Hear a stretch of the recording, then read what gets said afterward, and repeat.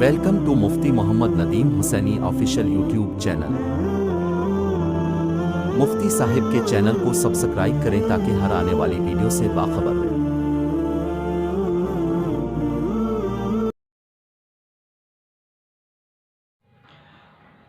الحمدللہ وحدہ والصلاة والسلام علی من لا نبی بعدہ۔ بسم اللہ الرحمن الرحیم۔ قال اللہ تبارک و تعالی اتأمرون الناس بالبر وتنسون انفسکم وانتم تتلون الکتاب افلا تعقلون۔ میرے بھائی دوستو، اللہ رب العالمین نے قرآن پاک کے پہلے پارہ کے اندر ارشاد فرمایا، اے ایمان والو، اے دنیا کے علماء اور رہنماؤں، لوگوں کو تو نیکی کا حکم کرتے ہو، خود نیکی کیوں نہیں کرتے؟ گویا جو شخص امت کا رہنما، لیڈر ہے، قائد ہے، یا کسی علاقے کا ایک سربراہ ہے، مسجد کا امام ہے، خطیب ہے، یا کسی بھی لحاظ سے جماعت کا امیر ہے، گویا کسی بھی لحاظ سے کسی کی قیادت کر رہا ہے، گویا وہ اس کے لیے سب سے پہلے اپنے ماضی کو بے داغ بنانا ہوگا۔ اس کا فائدہ یہ ہوگا کہ لوگ آپ کی پہلی دفعہ بولی ہوئی بات کو ہی قبول کر لیں گے، ٹھیک ہے؟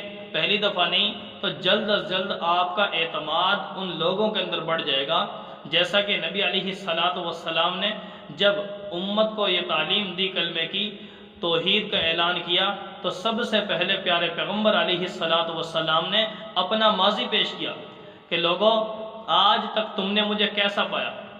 گویا اپنا ماضی سب سے پہلے پیش کر دیا۔ جب ماضی بے داغ ہوگا تو بہت سے لوگ جلد آپ کی بات کو تسلیم کرنے کو تیار ہو جائیں گے۔ اسی وجہ سے نبی علیہ السلام نے ارشاد فرمایا، العلماء ورثۃ الانبیاء، اے لوگوں، علماء انبیاء کے وارث ہیں۔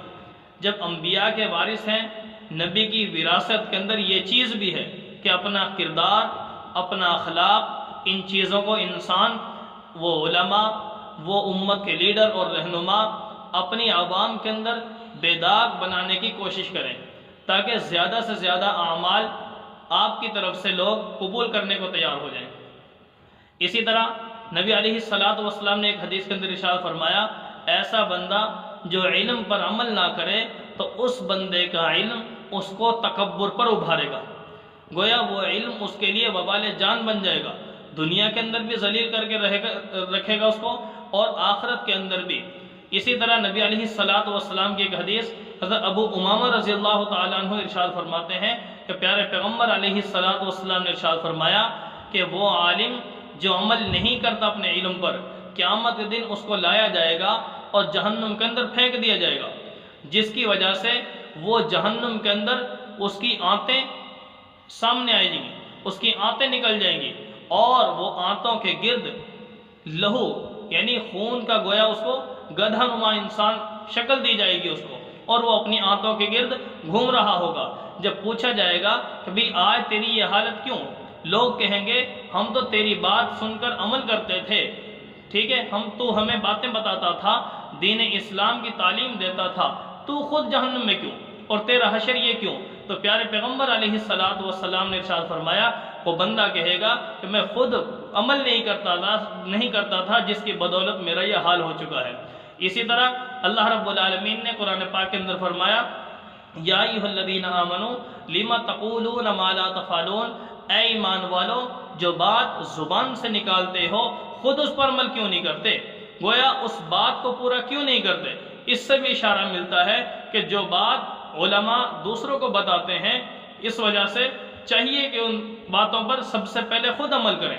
نبی علیہ السلام ایک پیغمبر تھے، ایک نبی کی حیثیت سے دنیا کے اندر آئے تھے، جو بات ارشاد فرماتے تھے خود اس پر عمل کرتے تھے، صحابہ جو بات امت کو دیتے تھے خود اس پر عمل کرتے تھے۔ تو لہٰذا میرے دوستو، اس چیز کو ہم نے مد نظر رکھتے ہوئے اپنی زندگی کو بسر کرنا ہوگا۔